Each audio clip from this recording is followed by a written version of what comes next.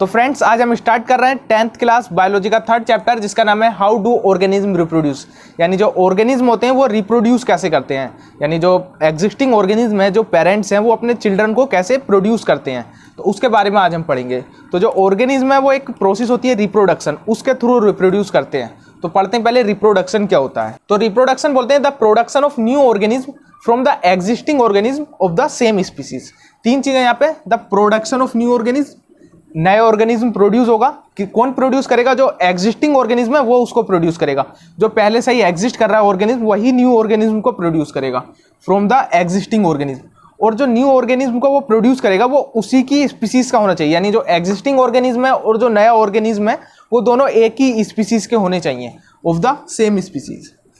जैसे जो ह्यूमंस है वो ह्यूमंस को ही प्रोड्यूस करेगा, या फिर जैसे कोई कॉकरोच है तो वो कॉकरोच को प्रोड्यूस करेगा, या डॉग है तो वो रिप्रोडक्शन के थ्रू डॉग को ही प्रोड्यूस करेगा। तो इस प्रोसेस को जिससे न्यू ऑर्गेनिज्म प्रोड्यूस होते हैं एग्जिस्टिंग ऑर्गेनिज्म के द्वारा और सेम स्पीसीज के, उस प्रोसेस को हम रिप्रोडक्शन बोलते हैं। और रिप्रोडक्शन क्यों जरूरी है? रिप्रोडक्शन जरूरी है हमें अर्थ पे सर्वाइव करने के लिए। जैसे कोई किसी भी स्पीसीज को अगर अर्थ पे सर्वाइव करना है या कंटिन्यूटी बनाए रखनी है अर्थ पे अपनी, तो उसे रिप्रोडक्शन बहुत ज़्यादा ज़रूरी है। क्योंकि अगर कोई भी स्पीसीज रिप्रोडक्शन करना बंद कर देगी तो वो रिप्रोड्यूस आगे चल के ख़त्म हो जाएगी। क्योंकि जैसे मानो ह्यूमंस ने रिप्रोडक्शन करना ख़त्म कर दिया तो जो ओल्ड ह्यूमंस हैं वो ओल्ड होते चले जाएंगे और जाकर और फिर मर जाएंगे, क्योंकि नए कोई रिप्रोडक्शन नहीं हो रहा है, तो नए कोई ह्यूमंस पैदा नहीं होगा, और नया कोई पैदा नहीं होगा तो पुराने एक दिन सब खत्म ही हो जाएंगे। तो इसलिए अगर हमें अपनी स्पीसीज को आगे बना के रखना है तो रिप्रोडक्शन करना बहुत ज़्यादा ज़रूरी है। तो हमने रिप्रोडक्शन की जो प्रोसेस है उसको 2 टाइप में डिवाइड किया है, एसेक्सुअल रिप्रोडक्शन और सेक्सुअल रिप्रोडक्शन। हमने इसे इस बेसिस पे डिवाइड किया है कि नंबर ऑफ पेरेंट्स कितने हैं। अगर नंबर ऑफ पेरेंट्स एक है, अगर एक ही पेरेंट्स कैपेबल है अपने बच्चे बनाने के लिए, मतलब बच्चे प्रोड्यूस करने के लिए, जैसे अगर अमीबा है या फिर अगर कोई ऐसे सिंगल पेरेंट्स ही अपने मतलब ऑफ स्प्रिंग प्रोड्यूस कर सकता है, मेल फीमेल की जरूरत नहीं है उसको, तो हम उसको बोलेंगे एसेक्सुअल रिप्रोडक्शन। सेक्सुअल रिप्रोडक्शन उसको बोलेंगे जिसमें 2 पेरेंट्स की जरूरत होगी। तो हमने पेरेंट्स के बेसिस पे इनको रिप्रोडक्शन की प्रोसेस को डिवाइड किया है एसेक्सुअल में और सेक्सुअल में। पहले एसेक्सुअल के बारे में पढ़ते हैं, उसके बाद फिर सेक्सुअल रिप्रोडक्शन की। तो एसेक्सुअल रिप्रोडक्शन की डेफिनेशन होती है the production of new organism from a single parent without involvement of sex cells. तो एसेक्सुअल रिप्रोडक्शन में हमें एक पेरेंट्स की जरूरत पड़ेगी, यानी सिंगल पेरेंट्स की जरूरत पड़ेगी, और जो सिंगल पेरेंट्स होगा उसको उसमें सेक्स सेल या फिर गैमीट्स की हमें जरूरत नहीं पड़ेगी। जैसे अगर मेल में अगर सेक्स सेल्स बोलें तो स्पर्म होते हैं और फीमेल में ओवम होते हैं, अगर ह्यूमंस की या एनिमल्स की बात करें तो हम। लेकिन एसेक्सुअल रिप्रोडक्शन में सेक्स सेल या फिर गैमीट जैसा कुछ होता नहीं है, बस इसमें एक सिंगल पेरेंट्स होता है और उससे ही वो अपना रिप्रोडक्शन करते हैं। तो एसेक्सुअल रिप्रोडक्शन में बस 1 पेरेंट्स नीडेड, 1 पेरेंट नीड होता है। और जैसे एग्जाम्पल है जैसे एसेक्सुअल रिप्रोडक्शन के, तो जैसे अमीबा है ना, अमीबा है, जैसे बैक्टीरिया है, जितने भी सिंपलर ऑर्गेनिज्म होते हैं ना, बहुत ज़्यादा सिंपल इनकी बॉडी रहती है, जैसे अमीबा है या फिर बैक्टीरिया है या फिर हाइड्रा वगैरह है, और भी बहुत सारे ऑर्गेनिज्म हैं, और ये सब जो ना एसेक्सुअल रिप्रोडक्शन का एग्जाम्पल है एक्सेट्रा। ठीक है, तो फ्रेंड्स एसेक्सुअल रिप्रोडक्शन को भी हमने 6 टाइप में डिवाइड किया है। जैसे पहला आता है फिशन, और जैसे बडिंग आता है एक, या फिर स्पोर फॉर्मेशन,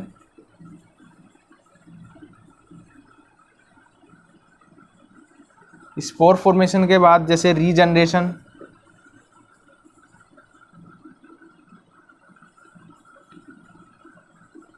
या फिर फ्रैगमेंटेशन,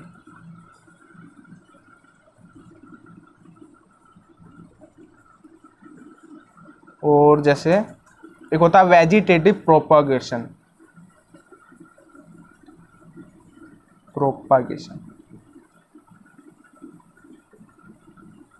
तो हमने मेनली एसेक्सुअल रिप्रोडक्शन को इन 6 टाइप में डिवाइड किया है। इसमें से भी जो ये फिशन है इसको हम 2 टाइप में और डिवाइड कर लेते हैं। एक होता है बाइनरी फिशन, एक होता है मल्टीपल फिशन। ये ऊपर वाला फिशन है ना, तो हमने अभी इनको 1 बाय 1 करके डिटेल में पढ़ेंगे। तो बाइनरी फिशन बोलते हैं जब पेरेंट्स ऑर्गेनिज्म डिवाइड हो जाता है, डिवाइड या फिर स्प्लिट हो जाता है दो नए ऑर्गेनिज्म में, जब पेरेंट्स ऑर्गेनिज्म ही खुद ही टूट के दो नए ऑर्गेनिज्म बना लेता है तब उसको बाइनरी फिजन बोलते हैं। जैसे नाम से पता चल रहा है बाइनरी, बाइनरी मतलब बाई मतलब दो, यानी दो नए ऑर्गेनिज्म बनेंगे इसमें, है ना। जैसे एग्जांपल लेते हैं इसका, एग्जांपल के लिए जैसे अमीबा को लेते हैं, है ना।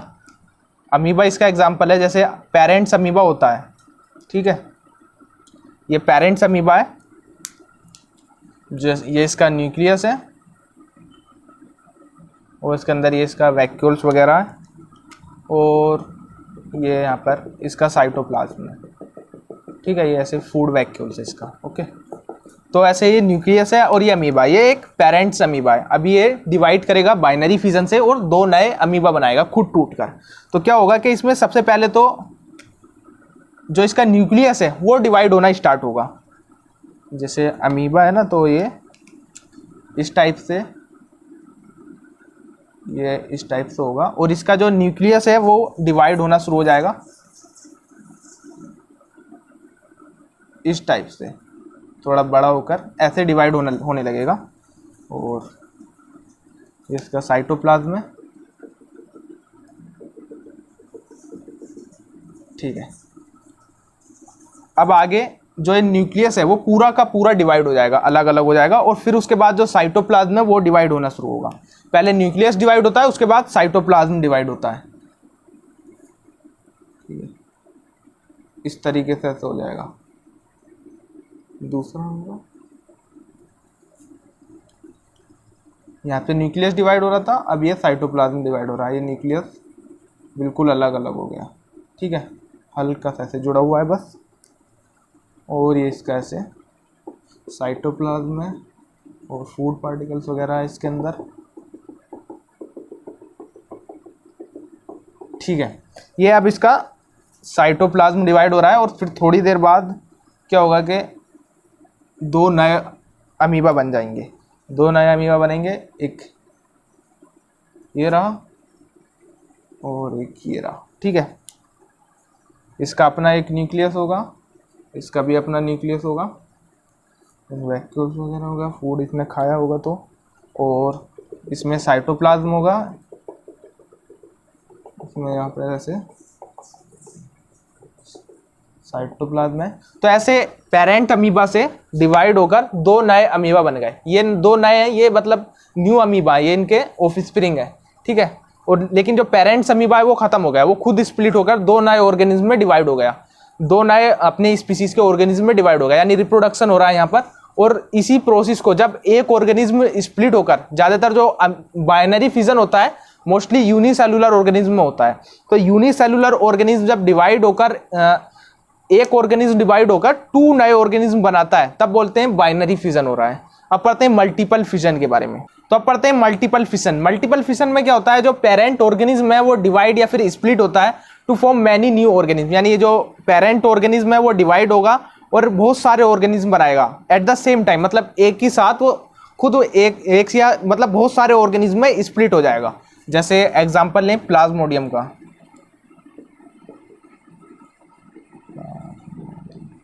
प्लाज्मोडियम जो कि मलेरिया का वो है, पैथोजन है, ठीक है। मलेरिया जो डिसीज़ होता है वो उसका पैथोजन है ये। और इसमें कैसा होता है, इसमें भी मल्टीपल फिजन होता है। जैसे प्लाज्मोडियम है और ये इसकी पूरी सेल है, ठीक है। इसका न्यूक्लियस है अंदर,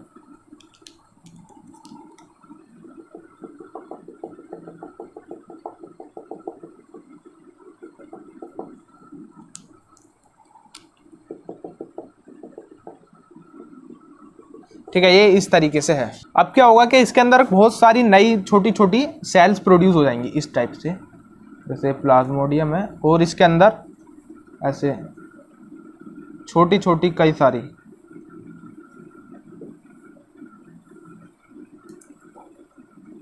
है ना, ऐसे ऐसे कई सारी ऐसे छोटी छोटी सेल्स प्रोड्यूस हो जाएंगी।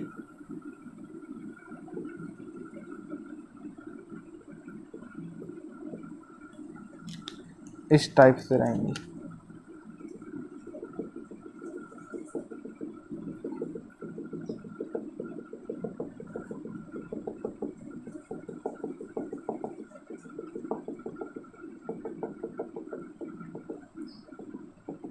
ठीक है। ये इसके अंदर ऐसे बहुत सारी छोटे छोटे उसमें छोटे छोटे प्लाज्मोडियम में ये स्प्लिट हो जाएगा। अब ये सेल के अंदर ही रहेगा। फिर उसके बाद क्या होगा, ये सेल जो इसकी पूरी ब्रस्ट हो जाएगी, मतलब फट जाएगी, और वहाँ से ये छोटे छोटे जितने भी सारे प्लाज्मोडियम है ये बाहर निकल जाएंगे इस टाइप से। जैसे ये सेल है, ये यहाँ से रैप्चर हो गई माना, और ये सारे जो प्लाज्मोडियम है ये बाहर निकल जाएंगे इस टाइप से। ठीक है।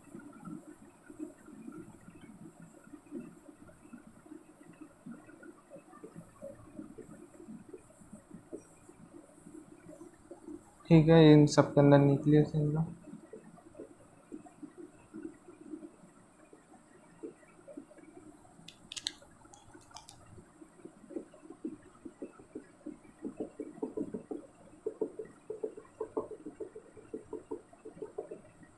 ठीक है, तो ऐसे ये सारे प्लाज्मोडियम यहाँ से रैप्चर होकर बाहर निकल जाएंगे। फिर ये प्लाज्मोडियम जो इसके अंदर भी फिर ऐसे ये सेल की टाइप से होगा, फिर उसके अंदर ऐसे बहुत सारी सेल बनेंगी, फिर रैप्चर हो जाएंगी। तो ये इस टाइप से मल्टीपल फिजन के मेथड से ये रिप्रोड्यूस करेंगे।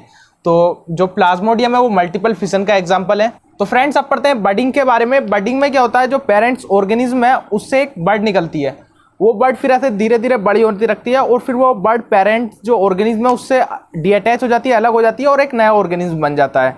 जैसे होता है यीस्ट के अंदर, एग्जाम्पल के लिए यीस्ट का एग्जाम्पल, इसमें यीस्ट में जो पेरेंट ऑर्गेनिज्म होता है उससे एक बर्ड निकलती है। जैसे ये पेरेंट ऑर्गेनिज्म है, ये यीस्ट है, और ये इसका न्यूक्लियस है, और ये इसके अंदर ऐसे साइटोप्लाज्म है। ठीक है। अब पेरेंट ऑर्गेनिज्म पे एक बर्ड निकलेगी छोटी सी, जो कि बर्ड इसमें यीस्ट में यहाँ पे निकल आई। ठीक है, ऐसे। ठीक है, एक बर्ड निकली, उसके अंदर भी न्यूक्लियस से छोटी सी ऐसे बर्ड निकलेगी, और फिर आगे कुछ जाएंगे तो ये बर्ड ऐसे बड़ी होती चली जाएगी। ठीक है, और बड़ी हो गई यहाँ पर।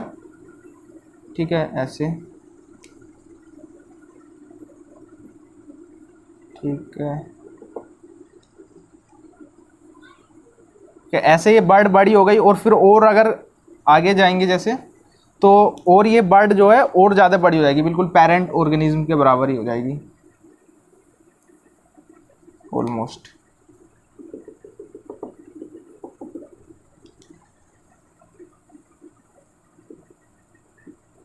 ये न्यूक्लियस है इसका, ऐसे। तो ये बर्ड, पहले इतनी सी बर्ड निकली, पहले बिल्कुल बर्ड नहीं होती थी, फिर उसके बाद एक बर्ड निकली छोटी सी, फिर वो बर्ड बड़ी होती गई, बड़ी होती गई, बड़ी होती गई। अब जब बहुत ज़्यादा बड़ी हो जाती है बर्ड पूरी, तो यहाँ से फिर वो स्प्लिट हो जाएगी, मतलब स्प्लिट बोल रहा हूँ मैं, डीअटैच हो जाएगी पेरेंट की बॉडी से। जैसे ये वाला एक अलग यीस्ट बन जाएगा, ये वाला एक अलग ऑर्गेनिज्म बन जाएगा यहाँ पे इस टाइप से। ठीक है, इस टाइप से ये एक नए, पहले बर्ड निकली जो कि एक नए ऑर्गेनिज्म बन गया बर्ड से। कभी कभी क्या होता है कि डीअटैच नहीं होता है, और इससे ही एक और बर्ड और निकल जाती है। कभी कभी ऐसा हो जाता है, और ये वाली बर्ड यहाँ से ऐसे निकल आई, और ये फिर बड़ी होती लगती है, पूरी चेन बन जाती है, उसके बाद फिर डीअटैच हो जाता है। कभी कभी दो ऑर्गेनिज्म, दो ही एक ही बर्ड निकलती है, फिर डीअटैच हो जाती है। तो ऐसे यीस्ट के साथ होता है, और हाइड्रा के साथ भी ऐसे ही होता है, और स्पॉन्जिस के साथ भी ऐसे ही होता है, स्पॉन्जिस। ठीक है, ये हाइड्रा, यीस्ट, स्पॉन्जिस, ये सब बर्डिंग के एग्जाम्पल हैं, और ये जो प्रोसेस है पूरी हमने पढ़ी है, इसी को बर्डिंग बोलते हैं। तो फ्रेंड्स, अब पढ़ते हैं स्पोर फॉर्मेशन के बारे में। स्पोर फॉर्मेशन में सबसे पहले पढ़ेंगे हम कि स्पोर क्या होते हैं। तो स्पोर जो है एक माइक्रोस्कोपिक एसेक्सुअल बॉडीज़ हैं, जो कि एक हार्ड कवरिंग से कवर रहती हैं, कोटेड रहती हैं। ठीक है, तो एक माइक्रोस्कोपिक होती है, मतलब इसको हम अपनी नेक्ड आई से नहीं देख सकते, बहुत छोटी छोटी ऐसे बॉडीज़ होती हैं, और बहुत ज़्यादा वो हार्ड कवरिंग रहती है उनके ऊपर। ये जो बॉडीज़ होती हैं स्पोर, ये हेल्प करती हैं नए प्लांट को जर्मिनेट करने के लिए, प्लांट को या ऑर्गेनिज्म को, है ना। कोई भी जो भी ऑर्गेनिज्म स्पोर फॉर्मेशन के मेथड से अगर एसेक्सुअल रिप्रोडक्शन करता है तो वो स्पोर बनाता है। और स्पोर जो होते हैं बहुत ज़्यादा हार्ड कवरिंग होती है उनके चारों तरफ, स्पोर के चारों तरफ, तो एनवायरनमेंट में हार्श से हार्श कंडीशन में वो अपने आप को सर्वाइव कर लेते हैं। लेकिन जब स्पोर्स हवा के अंदर ऐसे घूमते रहते हैं, अब स्पोर्स को जहाँ भी फेवरेबल कंडीशन मिलती है ग्रो करने के लिए, तो वो वहाँ पर स्पोर लैंड कर जाते हैं और जहाँ उन्हें फेवरेबल कंडीशन मिलती है वहीं नया ऑर्गेनिज्म ग्रो कर जाता है। जैसे होता है राइजोपस के साथ। राइजोपस एक फंगी है जो स्पोर फॉर्मेशन के मेथड से एसेक्सुअल रिप्रोडक्शन करती है। ठीक है, राइजोपस में क्या होता है कि सबसे पहले राइजोपस का प्लांट होता है, वो होता है ऑर्गेनिज्म जो होती है, फंगी जो होती है राइजोपस, वो ब्रेड वगैरह पे ग्रो करती है। ठीक है, अगर 3-4 दिन तक हम ब्रेड को ऐसे ही रखे रहने देते हैं खुले में तो उस पर वो ग्रो कर जाती है। जैसे ये एक ब्रेड है छोटा, मैं ऐसे ही बना रहा हूँ। ठीक है, इस टाइप से बना देता हूँ टेढ़ा थोड़ा।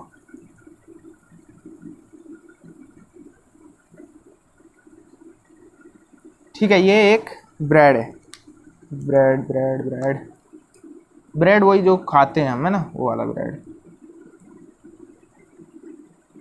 ठीक है, ये जो साइड में रहता है ब्रेड के ब्लैक ब्लैक थोड़ा सा रहता है ना, वो है। अब ब्रेड के ऊपर राइजोपस ग्रो करा हुआ है, तो राइजोपस ऐसे ऐसे ग्रो करेगा और इसके ऊपर ऐसे स्पोरोकेस होगा। ठीक है, इस टाइप से ऐसे बहुत सारे राइजोपस ग्रो होंगे। राइजोपस जो होगा उसके पास ये ऊपर वाला जो पोर्शन है इसको बोलते हैं स्पोर केस। स्पोर केस के अंदर बहुत सारे स्पोर भरे होते हैं, ऐसे छोटे छोटे ये स्पोर भरे हुए हैं। अब जब राइजोपस ये मैच्योर हो जाएगा, बड़ा हो जाएगा, तो ये स्पोर को यहाँ से बर्स्ट करेगा और यहाँ से स्पोर को हवा के अंदर डिस्पर्स कर देगा। ये जितने भी स्पोर थे इसके अंदर, ये सारे हवा के अंदर ऐसे फैल जाएंगे एयर के अंदर। ये स्पोर, इन्हीं को बोलते हैं, ये वाले स्पोर जो है ये यही स्पोर है, ये वाले स्पोर यही स्पोर है। अब ये स्पोर जहाँ भी ऐसे हवा में सब में घूमते फिरते रहेंगे लाखों। इनमें से कुछ स्पोर ऐसे होंगे जो कि दोबारा से किसी ब्रेड के ऊपर या खाने के ऊपर किसी फेवरेबल कंडीशन के ऊपर गिर जाएंगे। जैसे माना यहाँ पर एक और ब्रेड का पीस पड़ा है।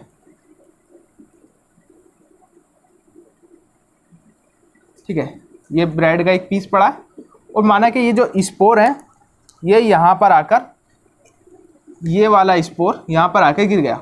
ठीक है, दो गिर गए, ये वाला और ये वाला, दो स्पोर यहाँ पर आकर गिर गए। तब ये स्पोर भी एक नए राइजोपस को ग्रो कर जाएंगे। यहाँ से एक राइजोपस ऐसे ग्रो करेगा और यहाँ से भी एक राइजोपस ऐसे ग्रो करेगा। फिर इसके अंदर ये बड़े होंगे तो मैच्योर होंगे, स्पोरोकेस होगा इसके अंदर और ये ऐसे यहाँ पर स्पोर भर जाएंगे। फिर ये दोबारा से ऐसे बर्स्ट करेगा और यहाँ से या एयर के अंदर अपने स्पोर डिस्पर्स कर देगा। फिर दोबारा से ये स्पोर पूरी एयर में मिक्स हो जाएंगे, सब में एयर में, मतलब मिक्स नहीं होंगे, एयर में डिस्पर्स हो जाएंगे और जहाँ भी इन्हें फेवरेबल कंडीशन मिलेगी वहाँ ये ग्रो कर जाएंगे। तो इसी तरीके से कुछ फंगी और बैक्टीरिया जो होते हैं वो इसी तरीके से रिप्रोडक्शन करते हैं, है ना। मोस्ट बैक्टीरिया नहीं, बस कुछ ही बैक्टीरिया ऐसे हैं जो ऐसे ग्रो करते हैं, है ना। और राइजोपस और मोस्ट फंगी, ज़्यादातर जो जितनी भी फंगी होती हैं वो सब स्पोर फॉर्मेशन की मेथड से ही ग्रो करती हैं। तो फ्रेंड्स, आज की क्लास हम यहीं फिनिश करते हैं। अगली क्लास में हम fragmentation, regeneration and vegetative propagation, natural vegetative propagation और आर्टिफिशियल दोनों ये सब पढ़ेंगे और टिश्यू कल्चर के बारे में भी पढ़ेंगे।